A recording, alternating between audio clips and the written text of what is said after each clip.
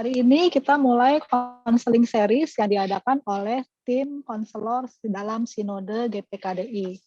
Topik kita konselingnya berseri setiap hari Kamis 2 minggu sekali yang dimulai tanggal hari ini 1 Juli dan akan berakhir bulan Agustus nanti karena sebulan hanya 2 kali.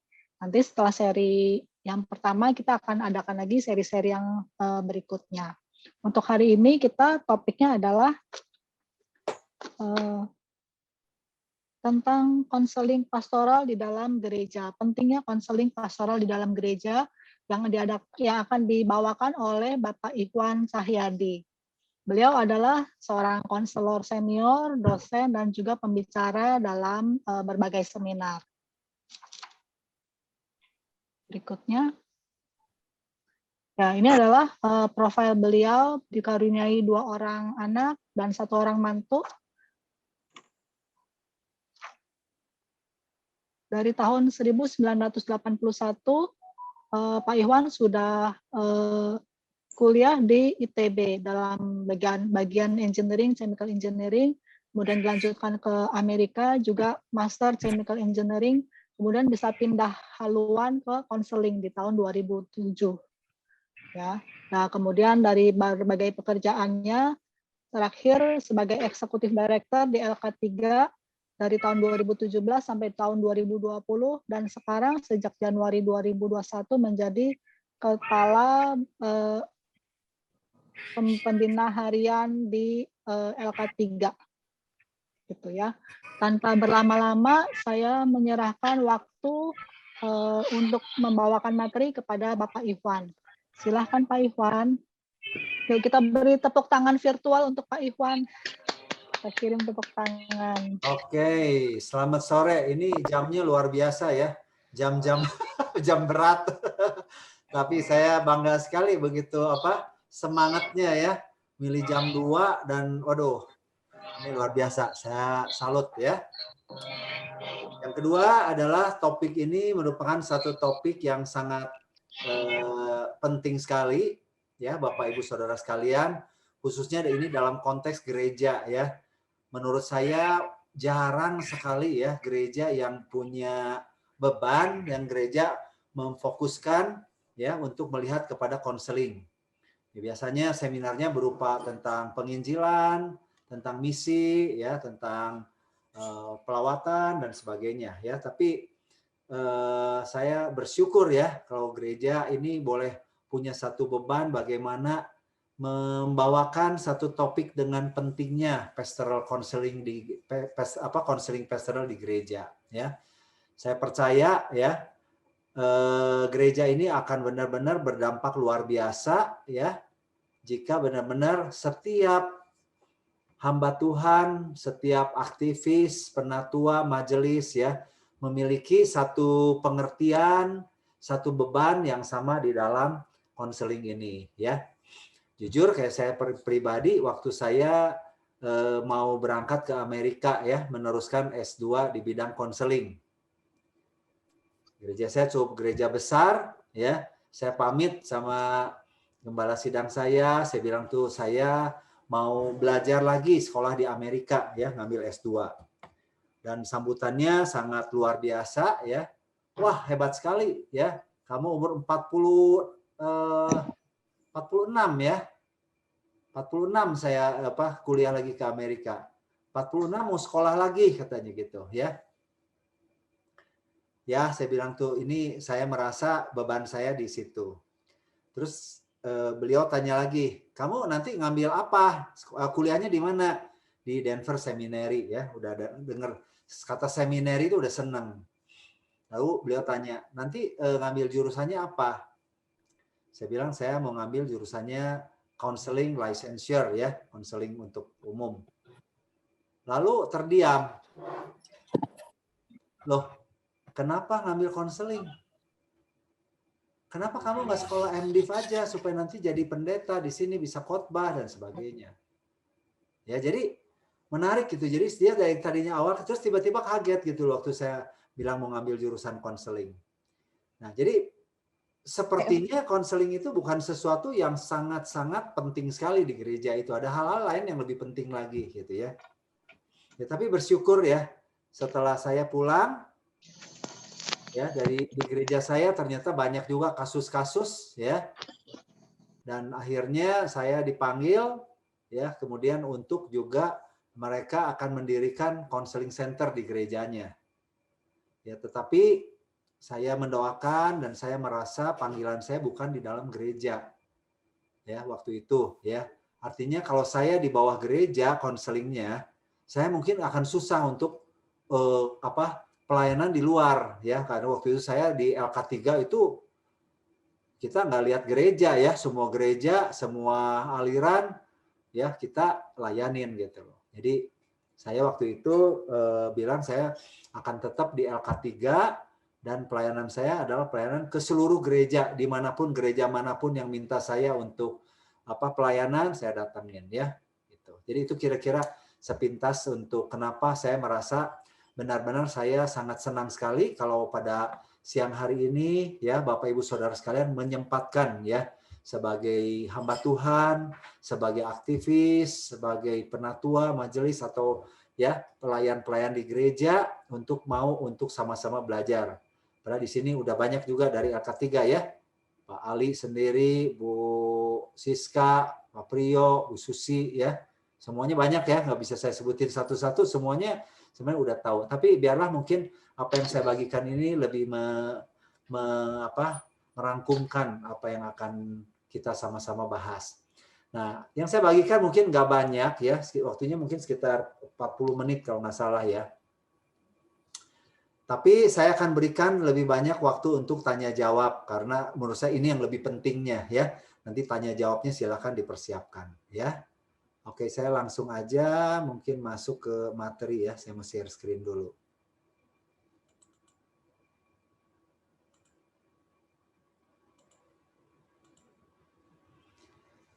Nah, jadi Bapak Ibu Saudara sekalian, materi ini nggak usah dicatat ya.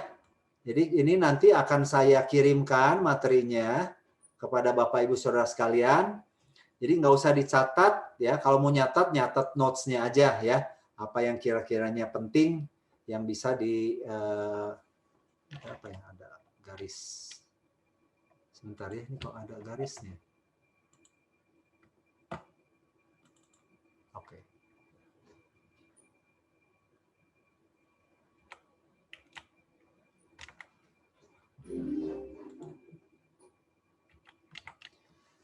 Ya, jadi kira-kira tema kita adalah bagaimana kita melihat pentingnya konseling pastoral di gereja ya.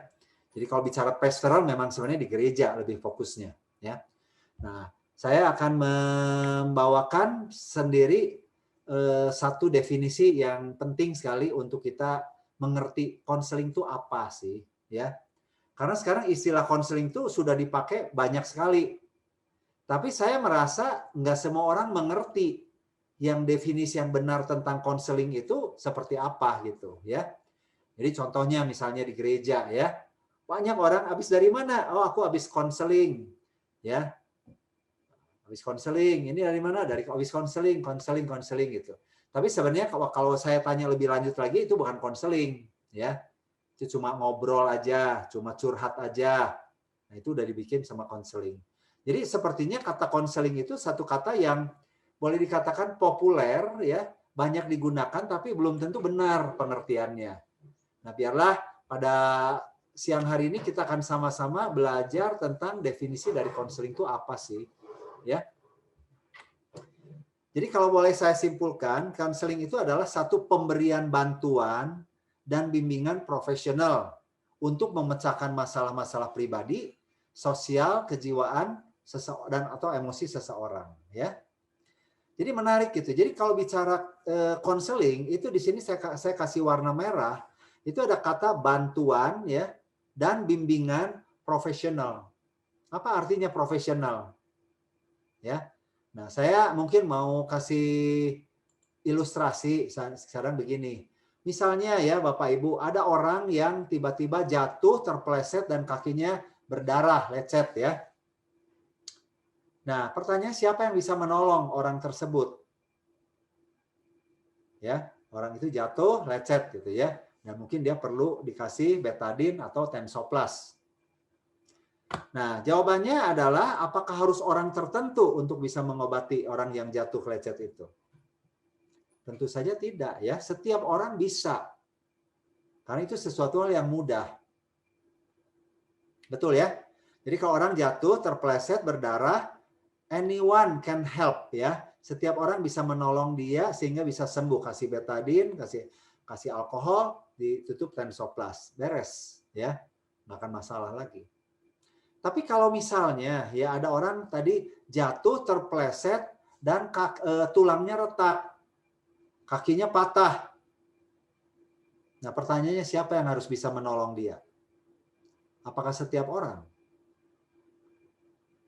Ya, tentu saja tidak. Ya, pasti dibutuhkan satu ahli spesialis tulang. Ya, mama saya berapa bulan yang lalu jatuh, ya hanya jatuh biasa aja, tapi karena udah usia 80 tahun, ya itu benar-benar langsung tulangnya tuh bukan retak lagi, patah 3. Waduh, itu mengerikan sekali ya, hanya jatuh begitu saja. Dan itu dibawa ke rumah sakit dan harus dioperasi. Ya, pemulihan kira-kira 1-2 bulan. Nah, demikian pula kalau saya gabungkan dengan konseling. Konseling itu memang ada orang yang sumpah, yang stres ya, dia cuma ketemu orang, curhat, ngobrol, udah lega, kasih pencerahan sedikit. Ya, itu sih kira-kira sama dengan orang yang tadi jatuh lecet berdarah tadi. Tapi ada kalanya ya, masalah manusia itu begitu kompleks. Tidak sekedar cuman bisa dikatakan harusnya begini gitu. Nggak seperti itu. Nah, disinilah makanya dibutuhkan seorang konselor. Ya, jadi kalau bicara konseling itu ada unsur harus ada profesionalisme, harus ada skill, harus ada kemampuan yang dipelajari secara profesional. Ya, sama seperti seorang dokter, seorang insinyur, seorang bisnismen itu perlu belajar ya. Karena kalau nggak belajar nanti akan berbeda hasilnya. Ya. Nah, jadi konseling itu adalah satu percakapan ya, 2 orang atau bisa juga konseling kelompok lebih ya. Tapi biasanya konseling sih ada percakapan 2 orang dengan tujuan. Ada satu tujuannya ya Bapak Ibu ya, tolong digarisbawahi. Untuk mengalami satu perubahan yang positif. Nah, jadi kalau dari contoh tadi ya, kalau habis konseling. Terus setelah selesai konseling itu apa yang dia dapatkan? Apa yang akan dia lakukan berbeda? Nggak ada. Ya, aku cuma pokoknya plong aja sekarang udah sharing sama pendetaku, aku sudah sharing sama pembimbing rohaniku, ya, itu bukan konseling, itu baru sebagian dari proses konseling itu namanya curhat, ya.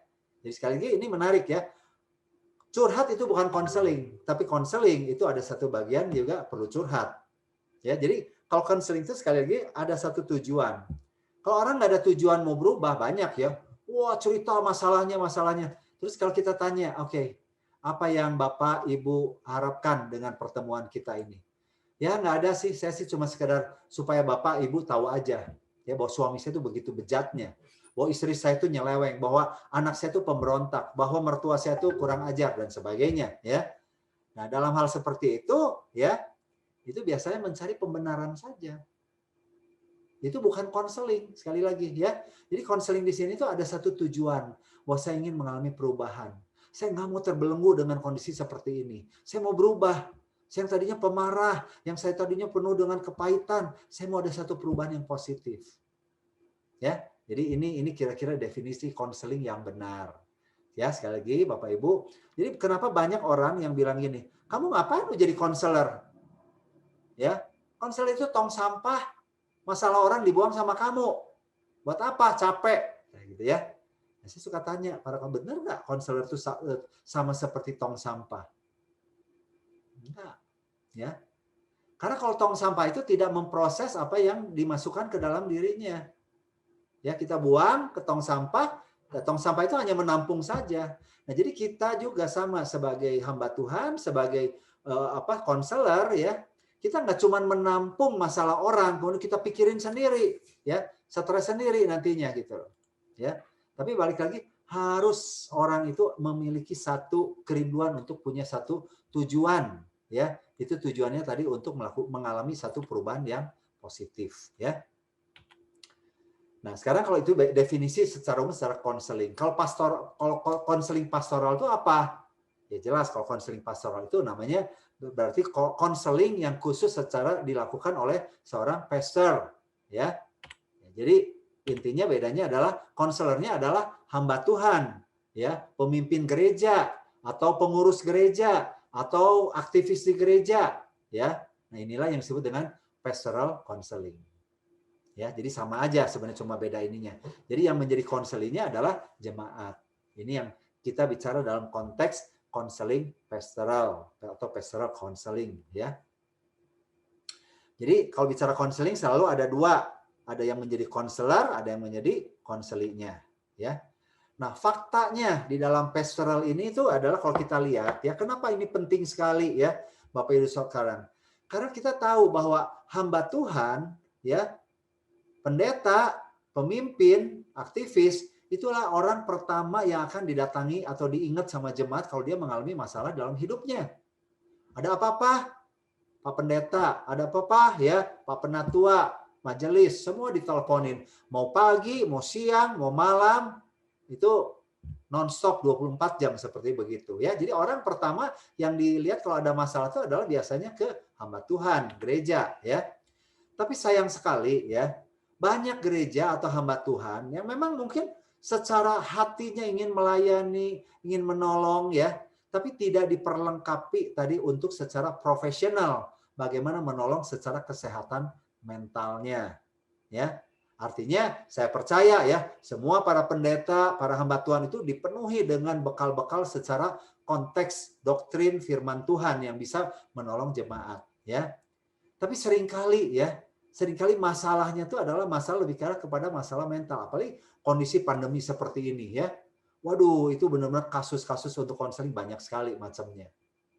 Ya, baik di keluarga maupun di sosial dimanapun.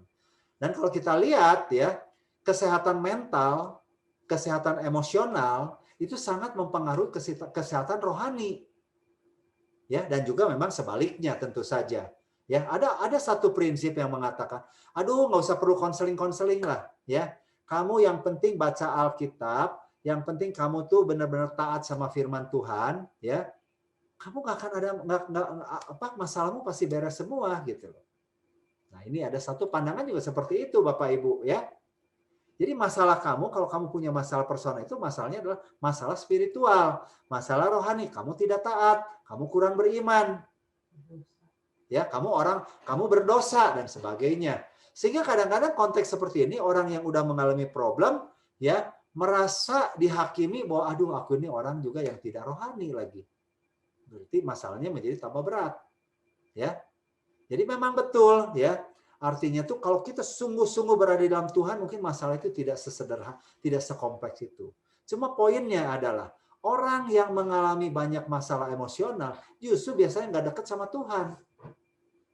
Orang yang dilanda ya masalah-masalah hidup yang bertubi-tubi justru biasanya dalam kondisi yang lagi marah sama Tuhan. Boro-boro mau baca Alkitab, boro-boro mau saat teduh, mau hubungan pribadi yang baik dengan Tuhan, nggak ada. Nah ini jadi muter gitu ya. Akhirnya dia juga nggak karena dia punya kesehatan mental yang terganggu, dia juga tidak bisa bertumbuh secara rohani. Ya, itu kira-kira. Jadi inilah 3 fakta ini yang kita melihat pentingnya sekali bahwa pastoral counseling dilakukan di gereja ya. Satu adalah karena hamba Tuhan itu pemimpin gereja itu orang yang sangat-sangat dicari oleh seluruh jemaat ya. Tapi sekali lagi banyak yang memang fokusnya lebih ke arah pendalaman firman Tuhan ya. Mungkin dalam masalah counselingnya itu dapat ya, tapi secara prinsipnya saja. Mungkin secara praktek apanya tidak gitu ya. Nah, masalah yang dialami konseling itu memang bisa aja spiritual tentang kerohanian ya, tapi biasa juga tentang masalah keluarga ya, atau ada yang masalah tentang kepribadian. Aku nih nggak tahu siapa diriku ya, aku nih nggak jelas mau hidupnya mau kemana dan sebagainya ya. Atau masalah keuangan, baru dipecat, nggak ada pekerjaan ya, kekurangan, masalah hambatan fisik ya, pendidikan. Kalau bisa dikatakan seluruh aspek kehidupan kita, orang datang ke konselor. Jadi makanya menarik sekali ya. Seorang konselor itu nggak bisa juga melakukan semua hal. Ya, Bapak Ibu perlu tahu. Ya, seperti saya ya. Saya belajar konseling ya di saat dan di Amerika ya. Belajar banyak hal tentang konseling ini. Mulai dari konseling anak, konseling remaja, konseling dewasa, pernikahan, pranikah, ya, lansia, konseling klinis dan sebagainya, ya. Tapi tidak mungkin saya lakukan semuanya itu. Saya memilih mana yang menjadi yang Tuhan taruh dalam hati saya, ya, passionnya. Jadi sekarang saya memfokuskan kepada konseling karir. Karena saya dulu mengalami kegagalan di dalam karir saya, artinya salah jurusan, ya, teknik kimia. Larinya tadi ke konseling. Ya, saya juga punya beban di family counseling karena saya dulu ada di dalam latar belakang keluarga yang tidak harmonis, ya, orang tua saya berantem terus. Ya, dan konseling ya, finansial counseling. Nah, jadi menarik ya, Bapak Ibu Saudara sekalian, nanti ya Bapak Ibu akan melihat bahwa masalah-masalah, problem-problem masa lalu Anda ya, sebenarnya yang begitu berat itu Tuhan pakai untuk bisa menjadi aset investasi Anda dalam konseling itu. Mau konselingnya lebih ke arah mana, ya. Saya tidak punya satu beban untuk mengkonseling anak. Jadi kalau anak yang bermasalah, saya referkan ke teman saya dan saya lebih suka konseling orang tuanya. Jadi menarik ya, konseling itu satu seni loh, bukan untuk satu ilmu pasti. Kenapa orang datang konseling ya? Karena merasa lost, nggak jelas, bingung, nggak yakin, ya, kompleks masalahnya dan sebagainya, ya. Dan konseling itu juga nggak bicara cuma satu fase, itu bicara tentang saat ini, present. Jadi tidak, ya. Dalam konseling itu kita harus mengkaitkan kenapa dia menjadi seperti ini, pasti ada kaitannya dengan masa lalunya dia. Dan masa lalunya dia mempengaruhi masa sekarang, dan masa sekarang akan mempengaruhi masa yang akan datang. Nah, jadi ini merupakan satu integral dari seluruh kehidupan kita. Jadi makanya kalau lihat konseling itu sangat luar biasa, ya. Nggak bicara cuma kayak dokter, ya. Oke, sekarang apa masalahnya? Kasih obat, beres. Enggak, ya. Kita harus melihat akar masalahnya itu apa gitu loh. Jadi kita melihat kesalahpengertian tentang konseling ini, ya. Jadi konseling itu dianggapnya sama dengan curhat. Tidak, ya. Tadi saya udah bahas tentang ini. Curhat bagian dari konseling. Tapi kalau Anda cuma curhat, itu bukan konseling, ya. Yang kedua, orang bilang, aduh ngapain konseling, itu cuma gosip-gosip aja tuh. Ya. Nah, ada orang kalau konseling itu adalah seperti gosip, ya. Kenapa? Karena konselingnya ngomongin orang lain. Kalau di gereja sih pasti nggak ada lah ya, yang gosip-gosip itu kan nggak ada ya. Betul ya Bapak Ibu ya. Kalau di gereja kan nggak ada gosip, yang ada tuh pokok doa. Ya. Jadi nanti kalau misalnya, aku nih mau konseling ya, tolong doakan ya, si itu tuh dia lagi bermasalah tuh mau cerai. Tapi ini pokok doa hanya kamu aja yang tahu ya, jangan bilang-bilang ke siapa-siapa. Nah, nanti orang itu ngomong lagi ke yang lain, aku punya pokok doa tentang si A. Ya. Jadi sama aja seperti itu gitu loh istilahnya. Seolah konseling itu hanya ngomongin masalah orang, tapi dibungkus dengan kata doakan, bantu doa ya. Tapi sebenarnya kita belum tentu orang tuh mendoakan. Ya, tapi akhirnya saling menyebar informasinya. Nah, ini yang kita perlu hati-hati ya. Jangan konseling karena konseling itu membuka aib atau malu. Ya. Urusan pribadi nggak perlu ceritain sama siapa-siapa. Ya, ada keluarga yang punya value kayak gini, ya. Kalau kita aib keluarga jangan perlu diceritakan sama orang. Nah, ini satu konsep yang salah ya. Karena sebenarnya setiap orang juga punya aib. Setiap orang juga punya masa lalu. Setiap orang juga punya problem dalam hidupnya. Justru kalau pada saat konseling kita mau terbuka ya, kita akan bisa mengalami satu pemulihan. Konseling itu hanya untuk orang-orang gila, orang-orang yang depresi berat. Ya, jadi orang kalau mau ke konseling itu mengerikan, memalukan ya. Jadi jangan konseling. Nah, atau ini tadi ya, konseling itu nggak rohani ya. Kalau kamu konseling ya, artinya tuh kamu nggak mengandalkan kuasa Roh Kudus. Kamu tuh nggak mengandalkan firman Tuhan. Itu nggak rohani. Kamu lebih mengandalkan manusia. Nah, ini satu hal yang masih banyak seperti ini. Ya. Jadi sepertinya kalau kita konseling sama konselor itu dianggapnya nggak rohani. Padahal nanti kita lihat Tidak ya. Konseling itu memulihkan hubungan ya antara seorang konseli dengan orang lain, dengan dirinya sendiri dan dengan Tuhan.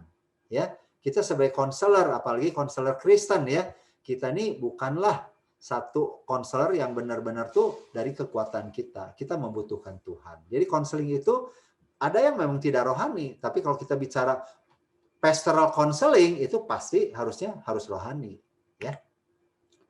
Konseling itu dianggapnya tuh rumah sakit sehingga menakutkan. Waduh, ya, bayangin kalau kita masuk rumah sakit itu kan sesuatu yang mengerikan. Makanya orang tuh nggak mau ke rumah sakit. Atau konseling itu dianggapnya kayak dokter bedah. Dikorek, dibedah ya, waduh, itu mengerikan ya.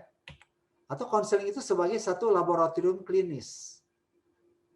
Nah, ini yang kita perlu mengerti ya. Kalau Bapak Ibu ditanya ya, kalau dalam konseling itu sebenarnya konseling itu lebih identik dengan rumah sakit kah? Dengan dokter bedah kah? Atau dengan lab klinik? Ya. Nah, saya mau katakan bahwa konseling itu identik dengan lab. Konseling itu hanya mendiagnosa apa yang terjadi. Kenapa bisa terjadi seperti ini? Akar masalahnya apa? Ya, memang setelah diagnosa, memang bisa harus ke dokter bedah, bisa harus ke rumah sakit. Tapi tidak semua orang yang ke laboratorium itu harus dibedah dan dibawa ke rumah sakit. Betul nggak? Ya, jadi kita harus melihat bahwa konseling sesuatu yang sangat netral.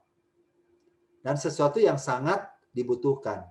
Ya, saya nggak tahu di sini Bapak Ibu Saudara pergi ke lab Pramita atau Biotes atau Prodia, apakah itu kalau memang ada masalah ya, memang kalau ada penyakit ya pasti itu harus ke sana, tapi ada juga orang yang kayaknya secara rutin check up saja gitu loh.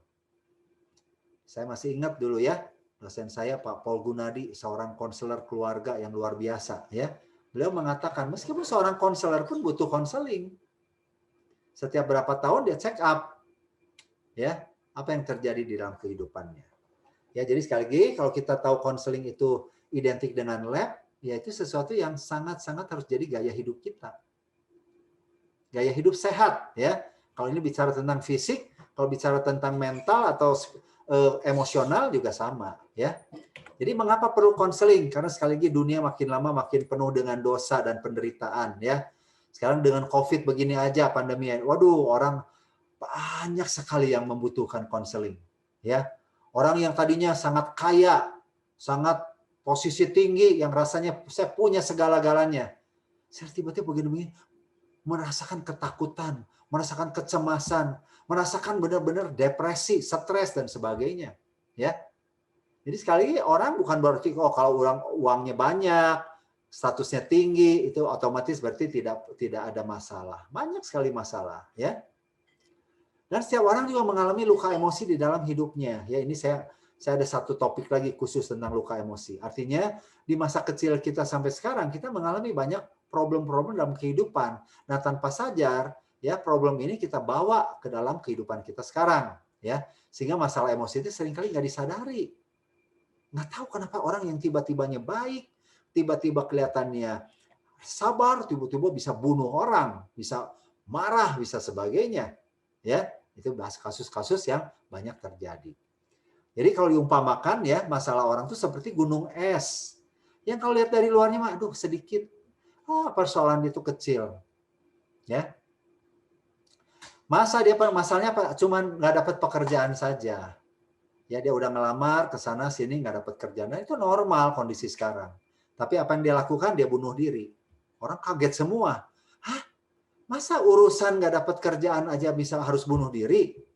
Nah, itu ternyata bukan cuman dia bunuh diri bukan karena nggak dapat pekerjaan, tapi ada masalah-masalah yang ada di dalamnya yang tersembunyi ya, yang dia nggak sadari dan itu jauh lebih besar daripada apa yang kelihatan dari luar.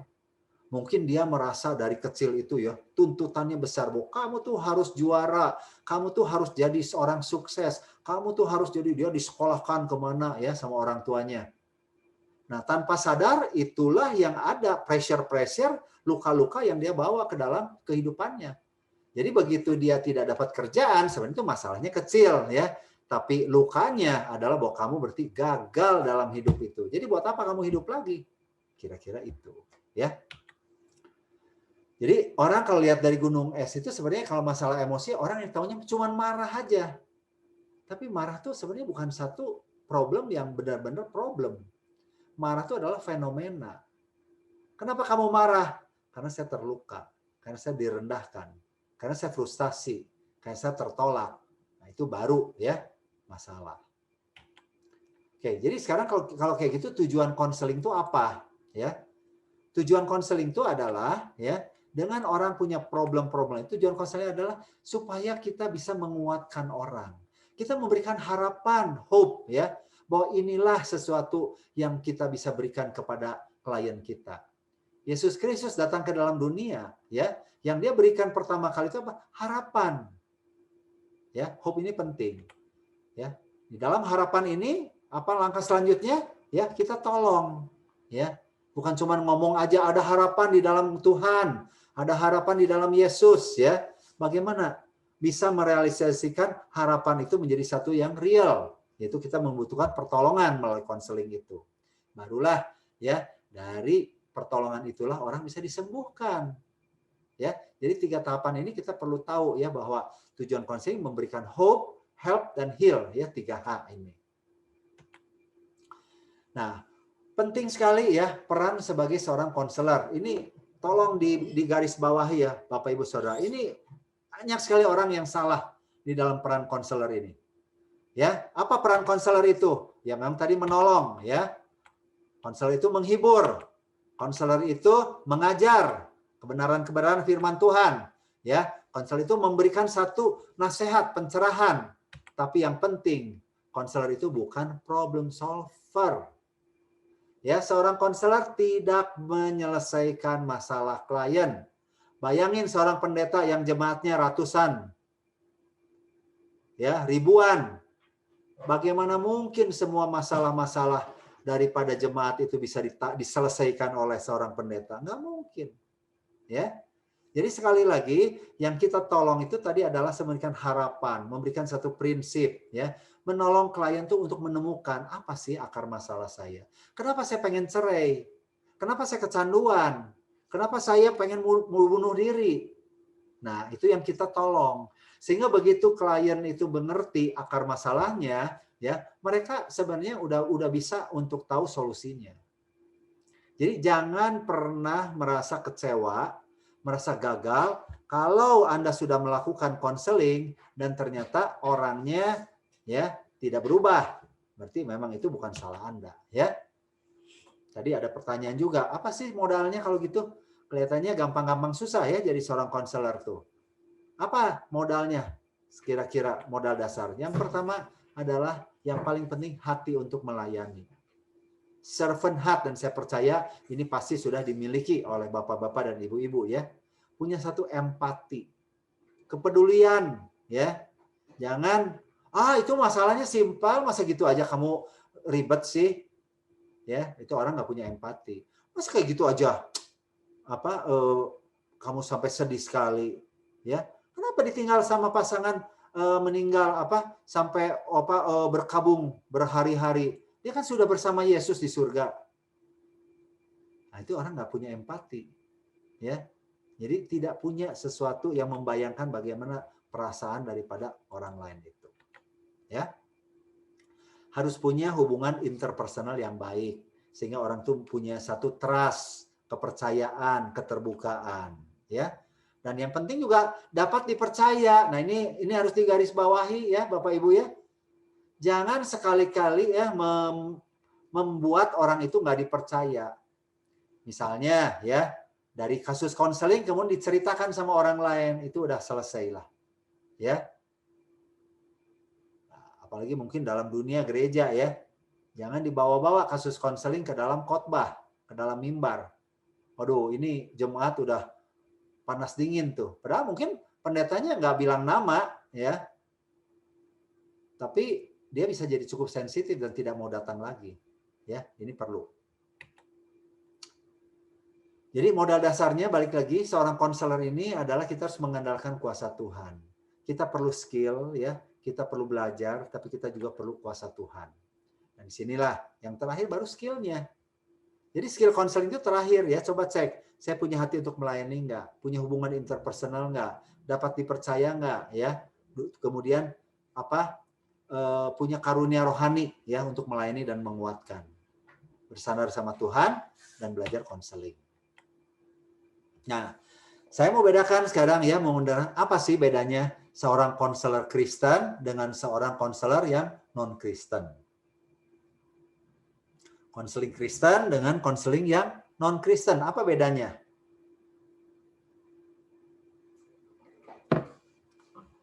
Kalau konseling Kristen itu bukan dua pribadi, bukan antara konselor dan konseli saja. Kalau konseling non-Kristen adalah dua pribadi, konselor dan konseli, dan itu semua bergantung kepada kemampuan daripada konselornya. Tapi kalau kita sebagai konselor Kristen, ya, sebagai seorang pastoral counselor, ya, kita perlu belajar bahwa waktu kita konseling kita ini tidak berdua, kita ini bertiga dengan Roh Kudus, dengan kuasa Tuhan, ya, karena sebenarnya Roh Kuduslah yang akan memimpin proses di dalam konseling itu. Kita hanya peka terhadap suara Roh Kudus. Ini yang membedakan sekali lagi ya, sehingga balik lagi ya, Bapak Ibu Saudara sekalian, kalau Anda memang terpanggil untuk memang belajar konseling jangan takut ya. Karena kita ini bukan konselor yang sesungguhnya. Kita ini adalah asisten daripada the real counselor, the wonderful counselor, yaitu Tuhan Yesus sendiri ya.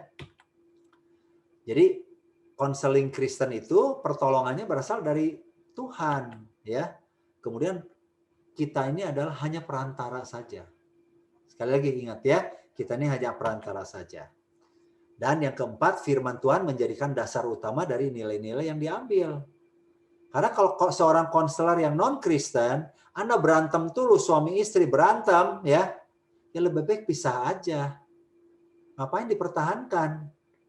Kamu bersatu juga menderita, dua-duanya lebih baik pisah. Biar sama-sama menikmati kebahagiaan. Nah, itu kan value-value yang duniawi. Ya, tapi kita tahu sebagai seorang yang Kristen, ya kita punya firman Tuhan. Jadi solusinya bukan cerai yang paling utama. Ada hal-hal lain yang bisa dilakukan. Ya. Nah, kemudian juga menarik ini ya. Satu pertanyaan coba ya. Apakah dalam konseling Kristen, apakah dalam pastoral counseling, kita harus mengajak klien itu untuk berdoa bersama dengan konseli dan membacakan firman Tuhan nggak kira-kira? Coba ini renungkan ya. Di dalam pastoral counseling atau konseling Kristen, apakah kita perlu nggak mengajak ya konseli kita untuk bisa berdoa bersama ya? Atau mungkin kita sebagai seorang konselor, sebagai seorang hamba Tuhan, kita perlu setiap konseling itu bagikan ayat-ayat firman Tuhan untuk menguatkan mereka. Boleh satu orang, dua orang, boleh ngasih pendapat gimana? Ini penting soalnya. Gimana menurut Bapak Ibu?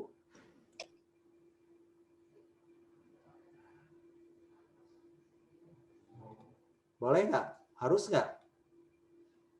Konteksnya konselor dan konseli sama-sama orang Kristen. Boleh nggak? Harus nggak? Boleh, Pak. Boleh, Pak. Boleh. Harus nggak? Tadi kan Bapak bilang bergantung kepada Roh Kudus, kan? Betul sekali, Bu. Ya, terima kasih ya. Saya mau sharing ya pengalaman saya. Waktu awal-awal saya jadi seorang konselor. Wah, semangat nih, konselor Kristen. Saya tiba-tiba kedatangan seorang pemuda, anak seorang pendeta yang cukup terkenal. Ya, dia punya problem lah di dalam hal adiksi. Nah, kemudian saya tahu orang tuanya seorang pendeta, ya, keluarga baik-baik juga. Jadi sebelum saya konseling, saya terapkan itu, ya. Oke, Dek, sebelum kita konseling ya, kita doa dulu ya. Kita minta Roh Kudus memimpin kita dalam pertemuan kita. Sepertinya menurut saya itu sesuatu yang sangat baik sekali. Saya ajak dia berdoa, tutup mata, Waktu saya berdoa, tiba-tiba dia bangkit, berdiri, dan langsung keluar banting pintu dan gak pernah kembali. Saya kaget sekali. Apa yang terjadi? Ya, seorang anak pendeta, konseling, saya ajak doa, marah, langsung banting pintu, keluar dan tidak pernah kembali lagi. Baru saya sadar. Ya, betul Ibu tadi, bahwa kita sebagai seorang konselor itu harus bergantung sama Tuhan. Makanya sebelum konseling, kita harus berdoa dulu. Harus, ya. Tapi yang jadi masalah bukan nggak selalu harus berdoa dengan konseli. Karena konseli, tadi saya udah bilang, konseli yang lagi bermasalah biasanya lagi marah sama Tuhan. Jadi pada saat kita ajak berdoa, dia merasa menjadi terhakimi, terdakwa. Dia marah, dia keluar. Nah, dari kasus saya ini ternyata, ya mohon maaf ya, meskipun bapaknya seorang pendeta, ya, dia dari kecil itu didisiplinkan oleh bapaknya yang pendeta. Kamu harus baca Alkitab ya, pagi-pagi bangun jam 5, harus saat teduh. Nah, namanya anak udah remaja, apa kan mulai berontak, apa digebukin. Sehingga dia punya kemarahan yang besar sama bapaknya. Ya tujuan papanya baik ya, tapi itu yang terjadi. Ada satu luka emosi yang dia bawa. Jadi pada saat saya ngajak doa, itu mengingatkan dia sama papanya. Ah, munafik. Percuma. Doa, firman Tuhan. Buktinya aku aja digebukin. Nah ini Bapak Ibu ya. Jadi sekali lagi, sepertinya memang perlu ya, tapi tidak perlu. Karena kita nggak tahu kondisi klien ini secara kerohanian lagi marah sama Tuhan, lagi dekat sama Tuhan. Tapi kalau konselingnya bilang, Pak, Bu, bisa doain saya nggak? Ya kita doakan.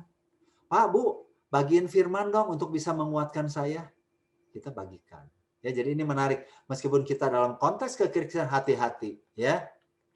Karena sekali lagi bisa katarsis nantinya, ya. Nah, kemudian juga kita perlu belajar ya, Bapak Ibu, sebagai seorang Kristen, seringkali kita ini menyalahgunakan tentang doa. Lagi konseling, lagi semangat-semangatnya, kan kita juga nggak tahu mau ngapain lagi nih, ya. Oke, mari kita tutup dalam doa. Waduh, itu marah tuh konselingnya. Bapak nih dengerin aku nggak? Ibu nih dengerin aku nggak? Masih belum cerita-cerita suruh doa penutup, ya. Nah ini juga nggak boleh, ya. Doa jangan dipakai senjata untuk mengakhiri pertemuan karena kita nggak tahu lagi harus ngomong apa gitu loh, ya. Oke, sorry ya, waktunya sudah habis. Kita doa dulu ya. Nanti kita selesaikan.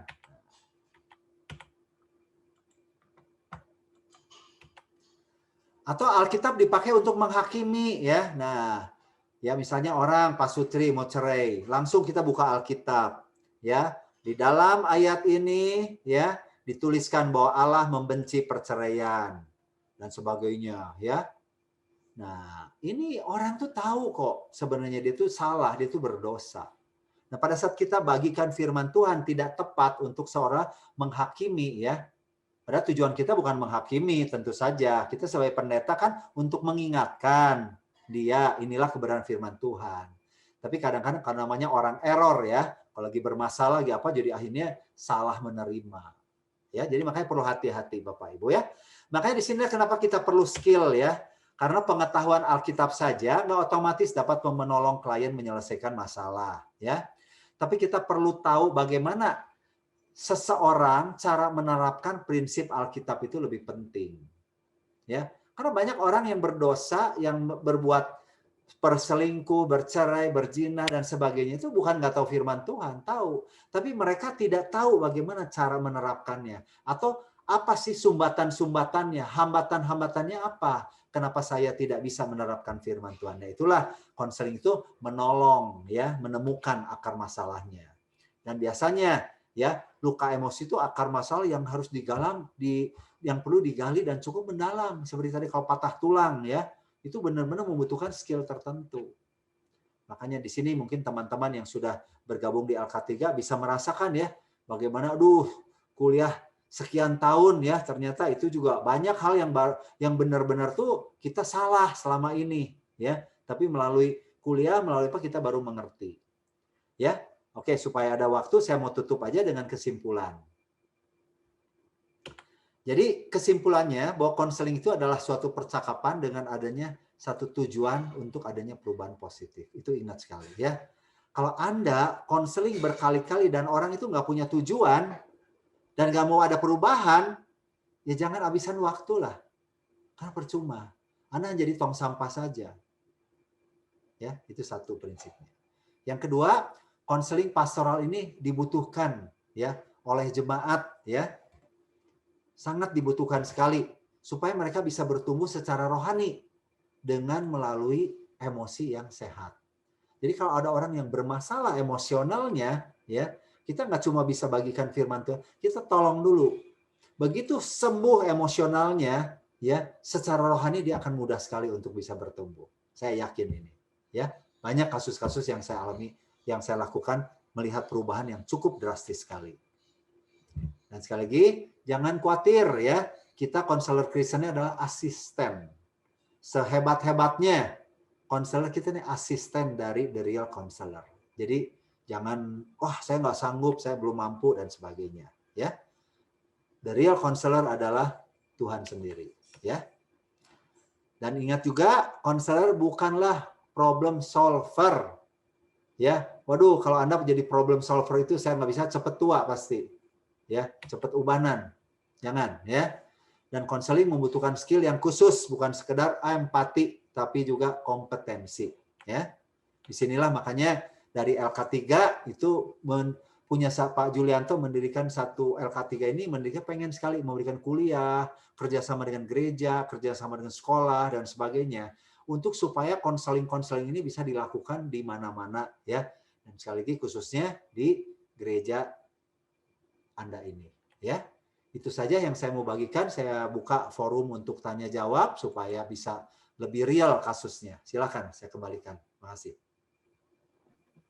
Oke, terima kasih Pak Ivan untuk paparan materinya. Kita sekarang sudah mulai dapat gambaran ya apa sih pastoral counseling itu. Nah, sekarang untuk tanya jawab silakan jika ada yang mau resen langsung bertanya atau tulis di kolom chat juga boleh. Atau tulis di WhatsApp juga boleh ke 08111968 002. Silakan. Langsung tanya boleh Bu sekarang? Langsung bertanya boleh ya Bu? Boleh langsung bertanya silakan. Oke Bu, mau tanya Bu. Namanya siapa? Oh ya, saya Mary Bu dari GPKD Sion Bandung. Kedengeran ya suara saya ya? Ya, Bandung, silakan. Oke, yang saya mau tanya itu nomor 1 tentang jebakan ya. Kan biasanya nih tadi Bapak bilang ada emosi luka hati. Nah, saat ada emosi luka hati.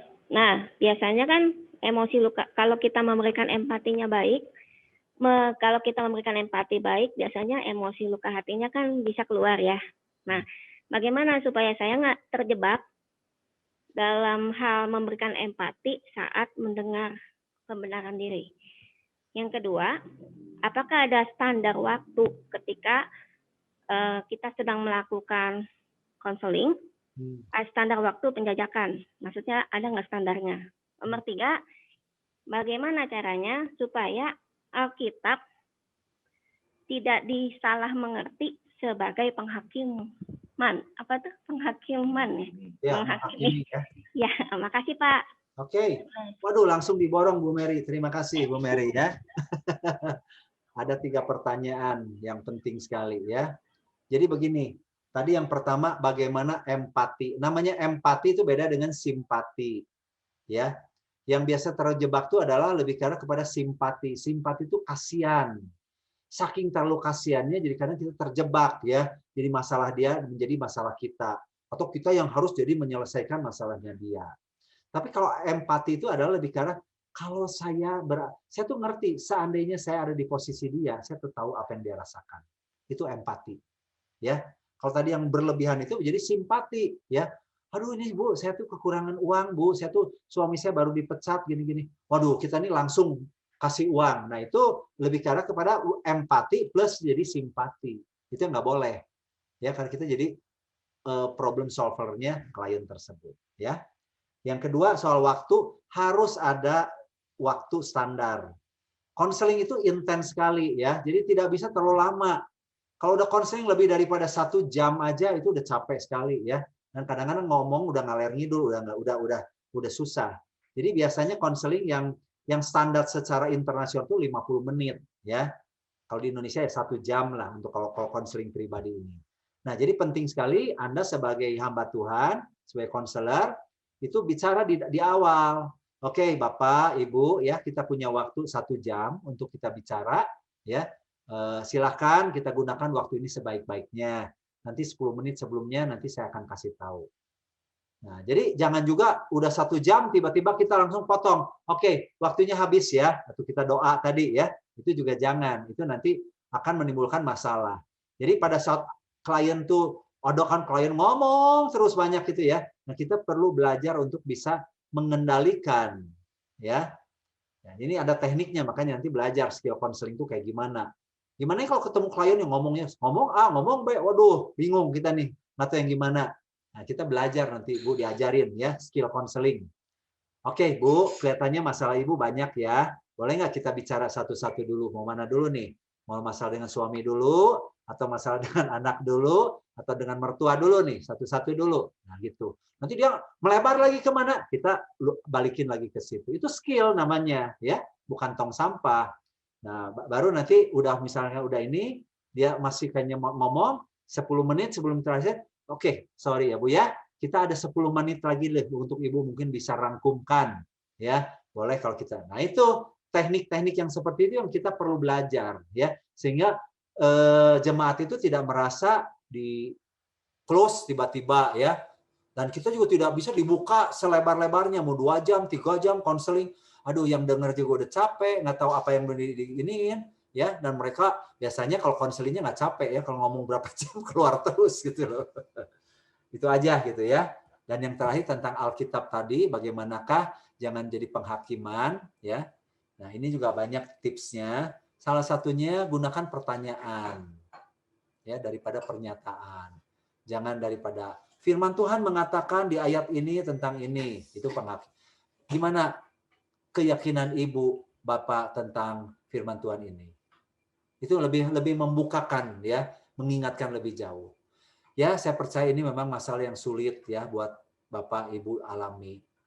Tapi saya percaya Anda juga mungkin tahu ya dalam firman ini apa yang kira-kira Ibu yakini tentang ayat ini. Nah, itu lebih tidak menghakimi kesannya ya. Oke, pertanyaan yang bagus. Makasih Bu Mary ya. Saya juga dari Bandung nih, Bu. Ya. Nuhun ya, Bu nya. Ya.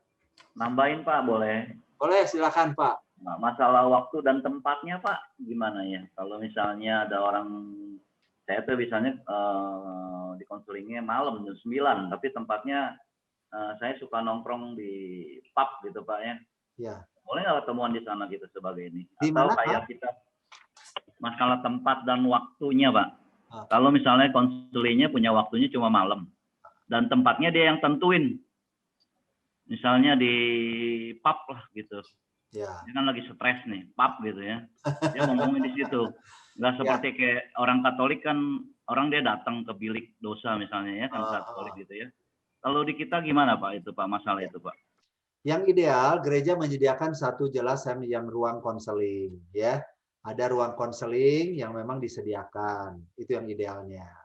Tapi pada kenyataannya ada orang yang tidak nyaman. Karena kalau kelihatan, waduh dia masuk ke ruang konseling, dia nggak mau aibnya keluar ya. Jadi dalam hal seperti ini, kalau bicara tempat dan ruang sih sebenarnya itu fleksibel. Tapi ada juga standarnya. Nah sekarang kalau misalkan di restoran yang ramai atau gimana, itu juga nggak tepat. Ya, karena kita nggak akan bisa konsentrasi untuk bisa mendengarkan. Jadi kalaupun sampai di luar pun, carilah tempat yang memang cukup nyaman. Kedua, ya juga jangan sampai khususnya misalnya kalau apalagi yang konselingnya berlawanan jenis ya. Nah, jangan terlalu tempat yang terlalu sepi sekali atau tertutup gitu. Jadi banyak itu nanti diajarin tentang etika konseling ya, bagaimana untuk bisa melakukan hal tersebut. Nah, soal waktu juga Bapak ya sebenarnya kita harus punya standar ya. Tidak perlu, oh ini saya perlu konseling jam 12 malam, jam 10 malam. Nah, kita balik lagi, seorang pendeta harus punya boundary ya, tetapin maaf ya. Kecuali kasus-kasusnya memang urgent, kasus bunuh diri atau apa yang urgent memang Ya sama dengan dokter juga kan sama ya. Dokter dipanggil 24 jam. Tapi kalau cuma dokter gigi, aduh harus datang jam 11 malam untuk cabut gigi kan enggak juga ya. Jadi kita lihat kalau kasus-kasus yang memang ini sebaiknya punya jam kerja lah ya. Karena kalau enggak, waduh kita akan diteleponin setiap saat. Kalau saya pribadi, ya saya akan bilang, lewat jam 9 malam saya tidak terima WA atau telepon. Itu Pak kira-kira ya.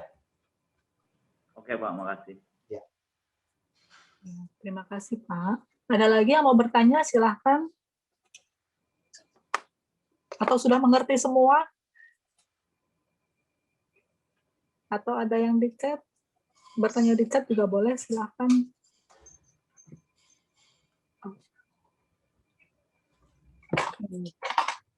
Kalau belum ada, saya bacakan dari form pendaftaran, ada beberapa orang yang sudah bertanya.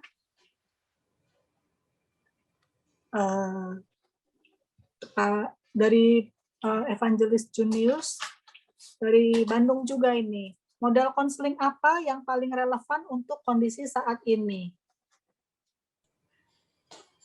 Bagus ya pertanyaannya. Model konseling apa? Nah ini pada saat sekarang ini, sekarang pandemi ya. Nah ini memang kita susah ya. Harus social distancing. Harus jangan ketemu, ada resiko atau apa. Tapi ya kita bersyukur dengan kemajuan teknologi ini ada Zoom. Ya, jadi model dalam arti itu, saya nggak tahu yang dimaksud model itu apakah model teknik-tekniknya atau model pertemuannya ya. Kalau bicara model pertemuannya ya sekarang ini yang paling aman ya by Zoom ya. Tapi kalau saya pribadi tidak menganjurkan untuk telepon ya. Konseling by phone itu tuh telepon cuma suara aja itu kurang pas. Kenapa? Karena konseling by phone itu kita tidak bisa melihat emosi seseorang dari wajahnya. Ya, jadi sebaiknya minimal video call atau Zoom ya. Dan balik lagi ini sebenarnya tergantung dari personality. Kalau buat saya juga kadang-kadang juga Zoom juga melelahkan ya. Saya lebih suka ya pertemuan ya kita pakai masker, ikuti protokol kesehatan misalnya. Dan itu pun selektif ya. Nggak bisa siapa aja yang bisa hadir. Saya nggak tahu apa itu menjawab nggak tentang model daripada konseling. Kalau bicara model dalam arti teknik konseling apa, itu nggak ada model yang paling bagus itu ya. Setiap orang punya preference, punya kemampuan model-model teknik-teknik apa yang kita bisa lakukan. Apakah itu harus psikoanalisa, itu harus pendekatan secara kognitif ya, pendekatan secara eksistensial, itu banyak teorinya ya. Tidak ada yang ideal, tiap orang bisa dan tiap kasus juga berbeda-beda. Mungkin itu kira-kira. Terima kasih, Pak. Kemudian ada lagi yang bertanya, apa saja syarat pendukung agar sebuah proses konseling membuahkan keberhasilan? Faktor-faktor pendukung apa yang agar proses konselingnya berhasil? Oke, bagus ya. Mungkin saya garis bawahi dengan kata berhasil. Keberhasilan seorang konselor diukur dari mana? Coba Bapak Ibu pikirkan ya. Seorang konselor yang sukses itu diukurnya dari mana? Kalau ada seorang konselor ya mengkonseling seseorang yang bermasalah, kemudian orang itu mengetahui artinya apa yang terjadi dengan dirinya, ya, mengetahui akar masalahnya di mana dan dia tahu apa yang harus dia lakukan. Tapi kemudian dia nggak lakukan, ya, dan tidak ada perubahan dalam hidupnya. Pertanyaan saya, apa konselor itu dikatakan berhasil atau gagal?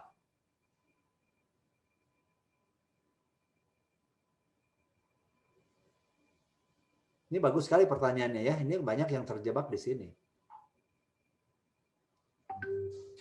Apakah konselor itu bisa dikatakan berhasil mengkonseling atau dia gagal mengkonseling orang itu? Boleh ulang Pak pertanyaannya? Pertanyaannya seorang konselor yang mengkonseling seorang konseli yang bermasalah. Rumit masalahnya. Tapi dari konseling itu, 1-2 sesi, konsel itu baru menyadari, oh inilah akar masalahnya, aku tahu penyebab utamanya apa. Dan aku tahu harus gimana. Tapi dia tidak lakukan akhirnya. Ya, dan tidak ada perubahan apa-apa. Nah pertanyaannya, apakah konselor itu berhasil atau gagal di dalam mengkonseling orang itu.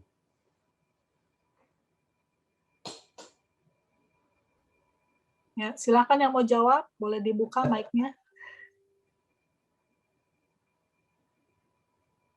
Menurut Bapak, mungkin Bapak Ibu juga sering kan ngerasa kan ya, udah mengkonseling, udah gimana, terus tiba-tiba nggak ada perubahan jemaatnya. Izin Podo menjawab, wae. Pak. Hah? Izin menjawab, Pak. Ya. Menurut saya si konselor itu sih berhasil, Pak. Kalau si konseling menyadari akar persoalannya. Seperti saya pernah ngalamin persoalan sendiri. Ketika saya memahami akar persoalan saya bisa tahu caranya bangkit. Gitu aja, Pak. Ya. Berhasil. Ada pendapat lain nggak? Nggak apa-apa ya, beda pendapat di sini nggak masalah. Jujur, kalau Anda jadi konselornya, Anda ngerasa berhasil atau gagal?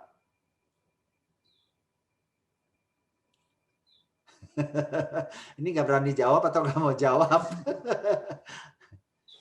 Merasa gagal kali Pak ya. Gagal ya. Iya, karena orangnya Oke. capek-capek habis waktu. Jadi sekali lagi ya, kita harus benar-benar, ini pertanyaan menurut saya bagus sekali, karena banyak kita terjebak di situ. Kegagalan dan keberhasilan konselor tidak ditentukan daripada perubahan daripada konseling. Ya. Balik lagi, keberhasilan konselor itu tadi kan bukan problem solver. Kalau masalahnya nggak terselesaikan karena dia tidak mau melakukan, itu bukan salahnya konselor. Nah, banyak hamba Tuhan yang terjebak stres karena seolah gagal, ya. Tapi balik lagi, kegagalan keberhasilan perubahan itu ditentukan oleh konseling. Tapi seorang konselor itu dia berhasil kalau dia sudah memberikan satu awareness, menemukan ini loh masalah kamu tuh. Sesungguhnya tuh ini. Karena orang kalau sudah tahu akar masalahnya, biasanya tahu kira-kira solusinya gimana. Ya, contoh lah misalnya gini ya. Contoh misalnya nih, saya misalnya mau konseling sama Pak Ali nih, ya, soal berat badan misalnya. Pak Ali, saya mau konsultasi nih, Pak Ali, berat badan saya naik terus nih, gimana? Nah, terus Pak Ali tuh bilang, kenapa bisa naik terus Pak Ivan? Coba saya tanya makannya gimana nih, pola makannya, dilihat ya. Ya makanya saya aliran merah, daging gitu ya. Aliran hijaunya anti, nggak ada sayuran. Olahraganya gimana? Ya kalau mau aja Pak Ali, tapi banyak malesnya. Nah, berarti Pak Ali tuh ya kira-kira tahu lah masalahnya kenapa saya obesitas, makannya nggak benar, porsinya gede, nggak pernah olahraga, ya. Tidurnya juga kebanyakan misalnya. Dari situ lalu saya tahu sebenarnya apa yang harus saya lakukan. Betul ya? Persis kita udah diskusi. Oke Pak Ali, saya tahu sekarang keluar dari ruangan ini saya tahu apa yang harus saya lakukan. 3 bulan lagi saya akan ketemu Pak Ali, saya yakin saya turun 5 kilo minimal. Karena saya tahu persis apa yang saya lakukan. Nah 3 bulan lagi saya datang lagi sama Pak Ali.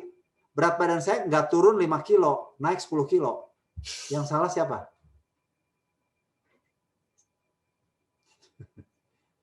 Yang salah Pak Ali kan?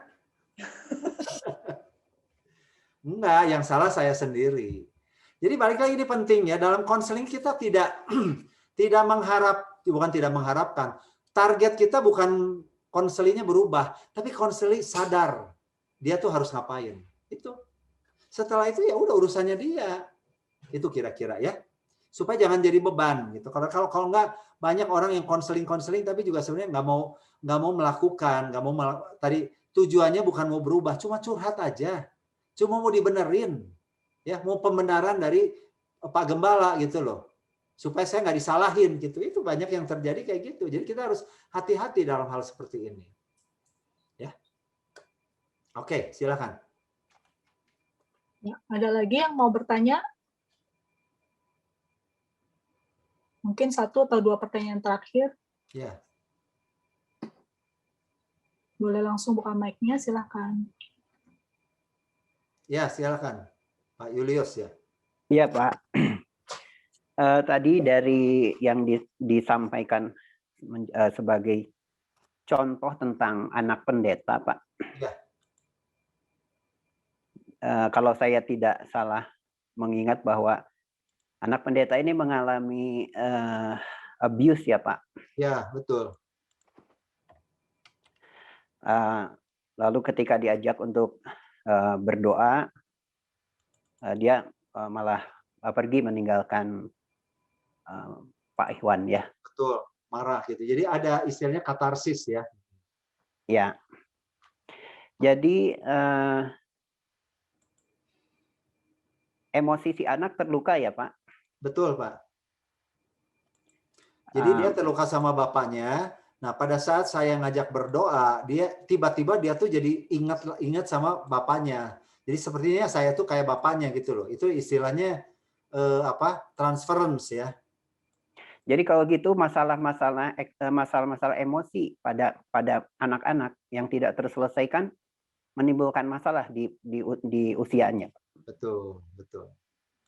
Apakah itu yang dimaksud dengan penggalian yang tadi Pak? Maksudnya konseling itu berbicara tentang waktu yang lampau, masa sekarang dan masa ke depan? Ya, jadi contoh misalnya begini Pak ya. Orang yang misalnya ya ganteng atau cantik, pinter sekali ya.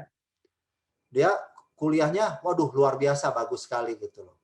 Dan semua orang memuji dia, wah kamu hebat, kamu keren, kamu pinter, kamu cantik, kamu ganteng dan sebagainya. Tapi dia merasa dirinya tetap aku ini bodoh, aku ini jelek, aku ini nggak berharga. Ada nggak orang kayak gitu? Ada kan? Kenapa bisa kayak gitu? Aneh kan? Itu udah pinter, cantik, menarik ya. Tapi dia merasa dirinya tuh, aduh aku ini orang yang nggak pede lagi ya, minder dan sebagainya.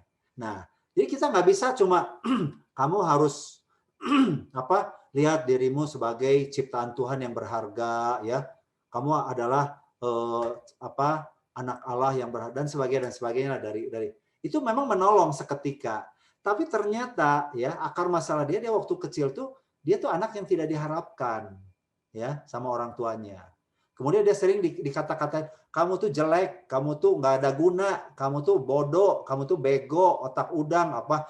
Nah kata-kata itu terus disampaikan dan itu nempel di kepalanya dia. Jadi dia menganggap dirinya tuh sampah saya ini. Itu loh kira-kira. Jadi pada saat kita mau menyelesaikan kasus tidak pedenya orang ini, kita nggak bisa cuma ngasih pada saat ini, kita harus kembali kepada masa lalunya. Apa yang terjadi dengan kamu? Itu loh Pak kira-kira ya, menggali masa lalu.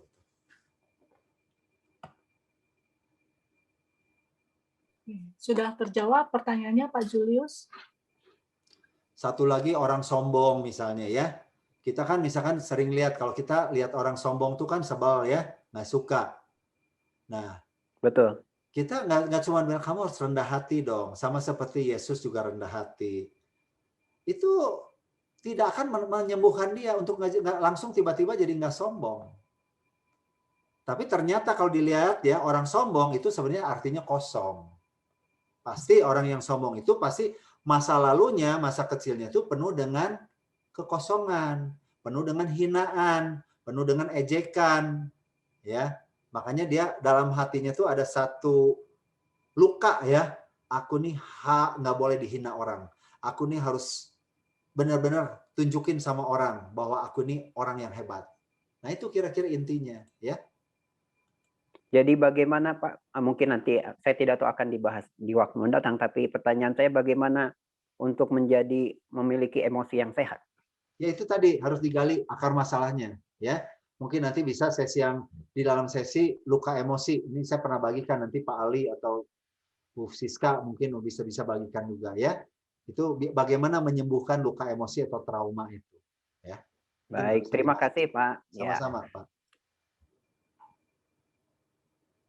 Terima kasih untuk penjelasannya Pak Ikhwan. Satu lagi kesempatan pertanyaan terakhir.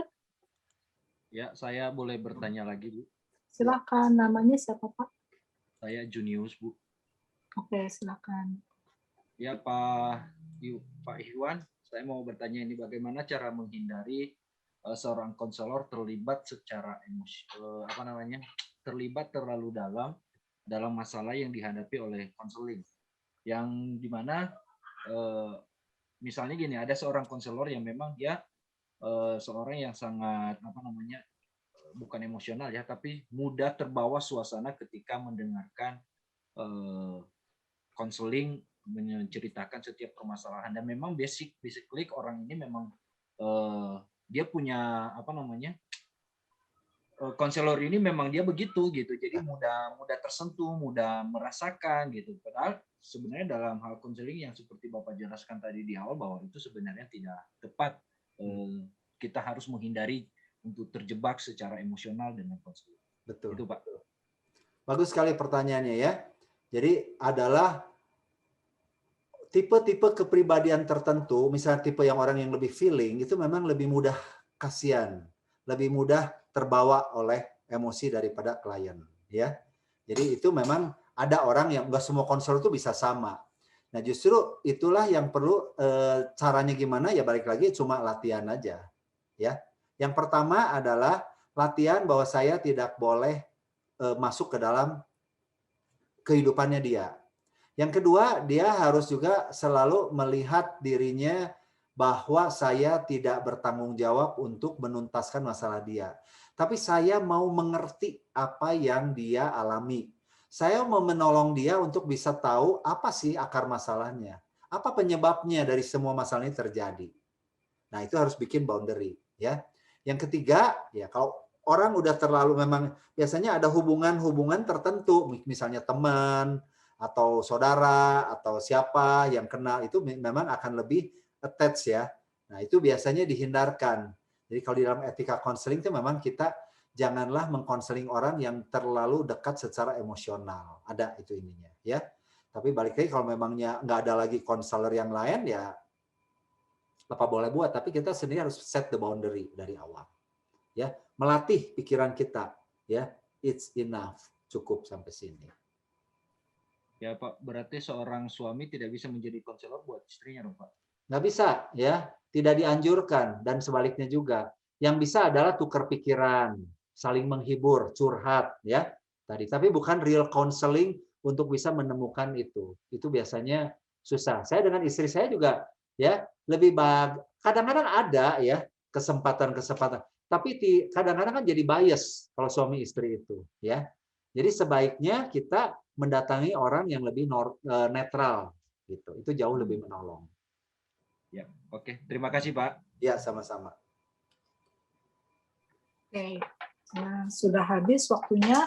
Mungkin kalau masih ada yang mau bertanya boleh disimpan dulu karena kita seminar konselingnya bukan hanya hari ini, tapi kita ada 2 minggu lagi masih ada seminar konseling dan bisa ditanyakan ya. Jadi kalau ada pertanyaan bisa dicatat, ditanyakan di 2 minggu yang akan datang. Terima kasih untuk Pak Ikhwan. Ilmunya banyak ya hari ini. Saya juga catatannya juga banyak meskipun saya udah pernah kuliah konseling, catatan saya juga banyak. Di-refresh lagi gitu ya. Mungkin ada closing statement dari Pak Ikhwan, pesan-pesan untuk para gembala, ibu gembala, pemimpin gereja yang hadir saat ini. Silakan Pak Ikhwan. Ya, mungkin pesan saya, sekali saya tadi bersyukur ya, bahwa Anda sebagai para pemimpin gereja, hamba Tuhan, ya, aktivis atau apapun juga yang pelayanan di gereja, satu hal yang kita perlu bangga tuh bahwa kita ini terpilih oleh Tuhan, ya, untuk bisa melayani di bidang konseling ini. Yang perlu kita ingat tadi ya, jangan sampai terjebak bahwa kita ini adalah problem solver. Saya banyak sekali ya mengadakan seminar buat para pendeta. Kebanyakan mereka tuh burn out ya, kewalahan karena merasa jemaatnya nggak pada berubah. Ya mungkin juga karena kenapa nggak berubah, mungkin juga ada bagian skillnya yang kurang ya itu. Tetapi balik lagi, karena tujuannya tuh kalau nggak berubah jadi down, jadi menyesal, jadi menyalahkan diri dan sebagainya. Jadi kita harus ingat aja statusnya tadi bahwa kita ini adalah orang pilihan Tuhan untuk bisa mengkonseling, ya. Dan kalau kita merasa terbeban untuk dalam konseling ini, ya belajarlah untuk konseling ini, ya. Jadi pentingnya konseling pastor di gereja ini menurut saya sangat penting sekali, ya. Tinggal mempertajam kemampuan skillnya aja, ya. Itu saja mungkin dari saya, ya. Sekali lagi saya bersyukur bahwa Anda paling tidak udah ikut dengerin aja tuh udah berarti kan udah interest bagaimana konseling ini, ya. Tinggal dilanjutkan aja. Terima kasih. Ya, terima kasih Pak Ikhwan. Berikutnya dari Ketua Sinode GPKDI, Bapak Ali, apakah ada closing statement Pak Ali, atau mungkin bisa menjelaskan kenapa sih Sinode bikin seminar-seminar tentang konseling sampai berseri-seri, berjilid-jilid seperti ini? Silakan Pak Ali. Ya, terima kasih. Bu Siska, terima kasih Pak Iwan. Ya, saya diingatkan kembali dengan apa yang disampaikan Pak Iwan. Dan memang ini untuk konseling ini kan tidak, waktu itu memang ada program dari Departemen Keluarga, Ibu Susi, untuk mengadakan BPN, memperlengkapi BPN dan juga konseling ya, untuk memberikan skill konseling dasar paling tidak ya. Tapi tiba-tiba ada perubahan di mana Tuhan kasih ingat saya tentang teman-teman yang sudah ikut di LK3. Jadinya waktu saya lanjutkan kuliah juga S2-nya nih, dan saya diingatkan beberapa, Pak Jul juga sharing tentang counseling center, dan saya melihat teman-teman yang sudah ada, dan saya akhirnya berbicara dengan Ibu Susi, dengan Ibu Siska, bagaimana kalau kita konsolidasi untuk membentuk counseling center ini. Ya, saya bersyukur dengan adanya waktu itu GPKDI dari DKI mengadakan masa-masa pandemik ya. Dan saya kumpulin lah para konselor itu, ada konselor di sinode.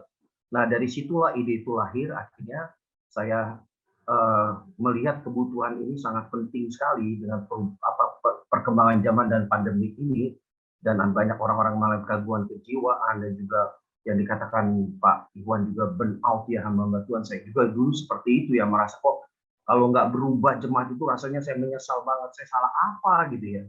Padahal ya kita udah lakukan bagian kita ya. Dan saya ambil kuliah di LK3 ya, saya pun banyak belajar dan pemahaman diri saya sendiri banyak berubah ya. Hubungan saya dengan keluarga juga berubah gitu. Jadi makanya kita punya kerinduan supaya di GPKD ini kita akan membangun counseling center gitu ya, di dalam pentingnya counseling center dalam gereja, dan tujuan kita adalah membangun pusat konseling ya di sinode GPKD. Jadi kita rindukan sasarannya itu sinode GPKD memiliki pusat konseling yang melalui ketersediaan konselor yang ada di GPKD menjadi sarana untuk memperlengkapi hamba Tuhan untuk memahami ya pastoral konseling yang mengintegrasikan teologi dan psikologi ya, dan juga hamba Tuhan dapat membedakan penyakit kejiwaan dan kerasukan dan sebagainya, dan banyak hal sih yang kita akan pelajari. Jadi saya bersyukur dengan tim yang ada, Ibu Susi, Ibu Siska, Ibu Afriani, ya Pak Priyo, ya yang sudah mau terlibat, dan teman-teman yang lain. Dan saya harapkan tidak sampai di sini kita akan belajar. Dan kalau saudara ingin juga lebih lanjut mendalaminya, nanti bisa juga bergabung dengan LK3 dengan lebih spesifik lagi, dan kita akan bekerja sama dengan LK3 untuk minta mereka. Dan kami juga dari sinode mengutus 2 orang, yaitu Ibu Siska dan Ibu Afriani juga join di LK3 untuk bagaimana membangun counseling center, mempersiapkan gitu ya hal-hal yang perlu kita lakukan. Dan ini adalah awal yang luar biasa. Saya bersyukur, berterima kasih buat rekan-rekan hamba Tuhan dan pejabat gerejawi yang sudah terlibat, meskipun ya hitung-hitung mungkin sekitar 50-60% lah para pejabat yang sudah ikut ya. Saya memang harapkan nanti ke depan untuk 2 minggu lagi akan lebih banyak lagi ikut, dan kita di bulan Juli ada 2 kali, dan nanti di Agustus ada 2 kali, nanti kita break sebulan, nanti kita evaluasi, nanti kita adain lagi gitu ya. Dan semoga apa yang dilakukan oleh Sinode Pusat dengan bagian ke Departemen Keluarga di bidang konseling ini akan sangat bermanfaat. Saya kira akan membantu kita, paling nggak buat diri kita sendiri, keluarga kita, dan pelayanan kita akan lebih baik lagi ya pemahamannya. Jadi kita nggak mengalami burnout gitu ya, kita tahu porsi kita, bagian kita, dan kita bisa melakukan semaksimal mungkin yang Tuhan percayakan sama kita, dan kita melibatkan Roh Kudus ya, sehingga kita akan semakin efektif lagi dalam pelayanan kita, dan dilengkapi dengan konseling ini, dan semakin efisien juga. Ya, itu saja dari saya. Ya, terima kasih Pak Iwan sekali lagi buat kesediaannya, waktunya untuk berbagi dengan kita semua yang luar biasa pengalaman-pengalaman. Terima kasih, Tuhan berkati. Sama-sama Pak Ali. Ya, thank you Pak. Saya serahkan ke MC Ibu Siska. Ya, masih di mute. Oke, terima kasih Pak Ali untuk closing statement-nya. Setelah ini kita ada foto bersama, kemudian ada doa penutup, dan ada pengumuman yang berhubungan dengan acara seminar untuk 2 minggu yang akan datang. Ya, mungkin saya bisa minta Pak Priyo untuk tutup dalam doa. Baik, mari kita akan berdoa.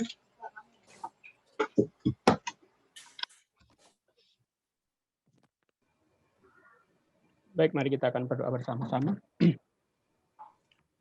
Bapa yang di surga, terima kasih karena Tuhan mempercayakan pelayanan kepada kami untuk melayani jiwa-jiwa yang sudah Tuhan percayakan, dan kami juga bersyukur Tuhan beri kesempatan untuk kami boleh belajar bersama, memperlengkapi diri kami dengan skill counseling. Tuhan, kami percaya bahwa melalui program ini, apa yang kami lakukan ini tidak hanya menjadi sekedar program yang harus kami ikuti, tetapi berikan kemampuan kepada kami untuk kami boleh menerapkannya di dalam pelayanan kami di tempat kami masing-masing. Kami berdoa supaya Roh Kudus akan memperlengkapi kami dengan hikmat dan kemampuan, sehingga apa yang sudah kami pelajari, apa yang kami dengar, apa yang kami sharingkan pada siang ini boleh menjadi bekal untuk kami boleh belajar melayani dengan lebih baik lagi, melayani dengan empati yang tinggi, melayani dengan hati yang baru, dan melayani dengan kasih yang baru. Terima kasih Tuhan Yesus, kami mengucapkan syukur buat Pak Ivan yang sudah menyampaikan paparan materinya.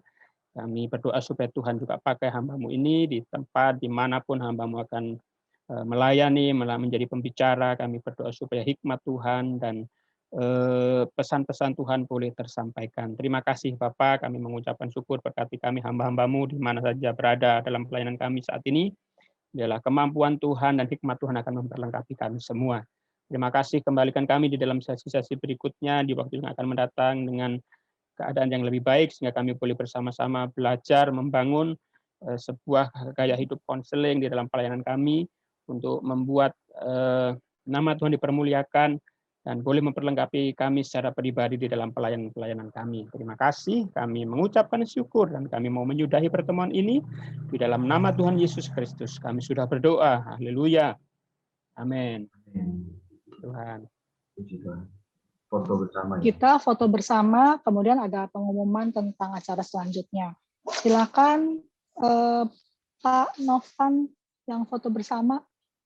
Oke, Bapak Ibu semua, boleh videonya dinyalain semua. Ya, di sini ada 3 slide ya, 3. Jadi saya akan foto dulu slide pertama, terus ketiga biar kami semua ya. Oke, yang slide pertama. Oke, siap. Bentar ya. Ini fotonya mau perlu gaya atau apa, atau angka pisau atau jempolnya mungkin, Bapak Ibu. Oke ya, siap. 1, 2, 3. Oke, selanjutnya yang slide kedua ya. Oke semua, Karen, Pak Andro, dari Sijur Pak Rahman, Ibu Kristina, Ibu Rina, boleh buka videonya Pak Beni. Oke, siap. Sebentar ya. 1, 2, 3. Oke, yang terakhir Pak Ulu. Oke, 1, 2, 3. Sorry, sebentar. Salah. Oke, sudah semua. Terima kasih. Terima kasih Pak Novan. Kemudian ada pengumuman untuk seminar-seminar yang akan datang. Untuk materi saya udah kirim ya. Ya. Ke Bu Siska. Terima kasih. Ya, terima kasih Pak Thank you Pak Iwan. Sama. Saya live dulu ya, izin dulu live ya. Oke, thank you Pak Iwan, Tuhan berkati. Terima kasih Pak Iwan. Terima kasih. Bapak Ibu jangan keluar. Halo Ibu Sisi. Oke. Nah, ini adalah acara untuk 2 minggu yang akan datang, tanggal 15 Juli, hari Kamis juga, waktunya sama jam 2 siang. Seminar ini akan dibawakan oleh Ibu Afriani, ya, yang di Lembang. Judulnya tentang integrasi antara teologi dan psikologi dalam pelayanan. Kalau tadi kan udah tentang konseling pastoral, nah sekarang antara psikologi dan teologi gimana nih campurnya, mixnya gimana? Ya, pakarnya nih Ibu Afriani ya. Jadi kita sama-sama belajar antara psikologi dan teologi, menggabungkannya dalam pelayanan seperti apa. Oke. Kemudian Agustus kita juga sudah dijadwalkan nih Agustus. Tanggal 5 Agustus itu adalah tentang skill dasar konseling. Kita mau belajar sama-sama bagaimana sih menjadi konselor. Setidak-tidaknya kita bisa mengkonseling diri kita sendiri, ataupun mungkin jemaat atau orang-orang di sekitar kita. Kenapa? Kemudian tanggal 19 Agustus Ibu Susi akan membawakan topik problematika hamba Tuhan. Khusus untuk sesi tanggal 19 Agustus ini hanya untuk hamba-hamba Tuhan, Bapak Gembala, Ibu Gembala, pendeta-pendeta, yang masih guru sekolah minggu yang belum menikah, mohon maaf tidak bisa ikut dulu, khusus untuk sesi tanggal 19. Tapi nanti ada sesi yang lain, kita buka lagi untuk bersama-sama untuk para pejabat gerejawi yang lainnya. Untuk pemimpin-pemimpin, pembina remaja, pembina anak, itu boleh ikut ya. Tapi khusus tanggal 19, khusus untuk gembala, ibu gembala, pendeta, yang akan dibawakan oleh Ibu Susi. Oke, hanya itu pengumuman dari saya. Terima kasih, Tuhan berkati. Sampai jumpa 2 minggu yang akan datang.